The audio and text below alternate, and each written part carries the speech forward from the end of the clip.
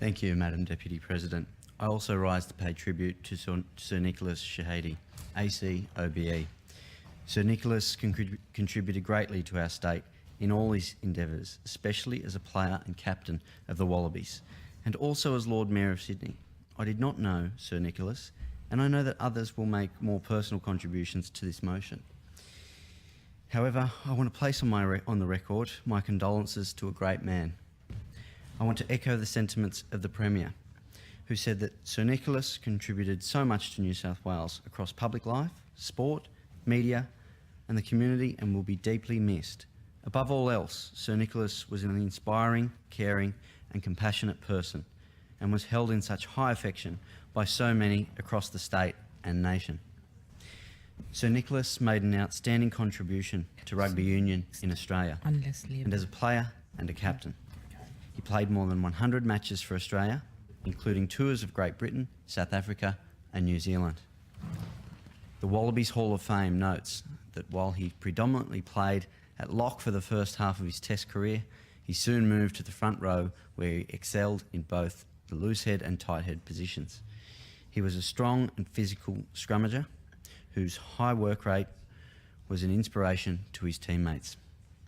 As a player, he toured in the UK, France, North America, New Zealand, South Africa and Ireland. These tours were a little bit longer to what they are now. His first tour to Europe and North America was 9 months long. He played for Australia with other greats including Rex Mossop, Ken Kilakini and Arthur Summons. He became the first Australian rugby player in 1957 to make 2 tours of Europe. That same year was when he met his future wife, Dame Marie Bashir. The two of them shared a long and prominent life together. They each excelled at their own pursuits and shared a passion for public service. Sir Nicholas supported his wife when she opened her medical practice, and they raised a family together. He also took his duties seriously when Dame Marie became the Governor of New South Wales, where he was often the first person to greet arriving guests. As an administrator of the game of rugby union, Sir Nicholas's legacy includes changing the rules of the game at a schoolboy level to improve safety in scrums, which was the subject of much consternation in the mid-1980s. I know that these important rule changes were something that was appreciated by the forwards in my team when I played half-back for my school when I was younger. His legacy is the significant decrease in injuries, particularly neck injuries, of young players.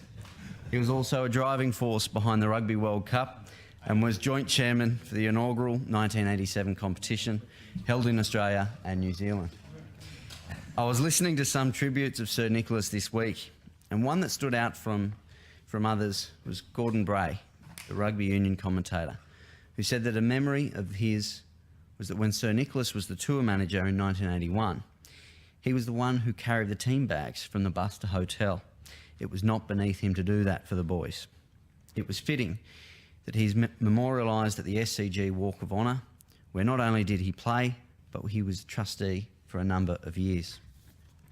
As an alderman on the City of Sydney from 1962 to 1977, Sir Nicholas was important in the development of the first City of Sydney strategic plan.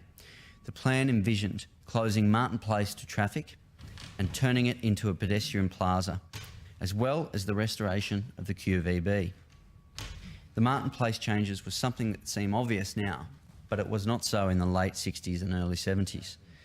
At this time, the car was king in a city that had only recently dismantled the largest tram network in the world. The Martin Place we have today is the beating heart of Sydney's CBD and the centre of large events including the dawn service on Anzac Day and the annual lighting of the City of Sydney Christmas tree, but also remembered for being one of the live outdoor broadcast venues during the 2000 Sydney Olympics. Prior to the 1970s, however, it was just another busy city road. He was no longer on council when the Queen Victoria building was restored in the 1980s. However, the building came close to demolition while he was Deputy Lord Mayor, with prominent advocates in favour of knocking it down, including Harry Jensen, Professor Dennis Winston and Harry Seidler. It was during this time that the Heritage Building would be preserved and I think all of Sydney now is grateful for that decision. As a Lord Mayor of Sydney, he was in office at the opening of the Sydney Opera House by Queen Elizabeth, and he also officiated visits by Prince Charles and Princess Anne. As chairman of the SBS, he saw expansion of its broadcast throughout New South Wales and Australia. As the son of immigrants, I think that Sir Nicholas knew how important the foreign language television was to new migrants finding their way in our great country. Sir Nicholas was a great man whose contribution to the state of New South Wales and Australia will be fondly remembered by all. He was made a Knight Bachelor and a Companion of the Order of Australia, and my thoughts and condolences are with his family, with Dame Marie Bashir, his children, Michael, Alexandra and Susan, as well as the rest of his family, his friends, the rugby community and many across New South Wales who will remember Sir Nicholas's positive contribution to our society. Thank you.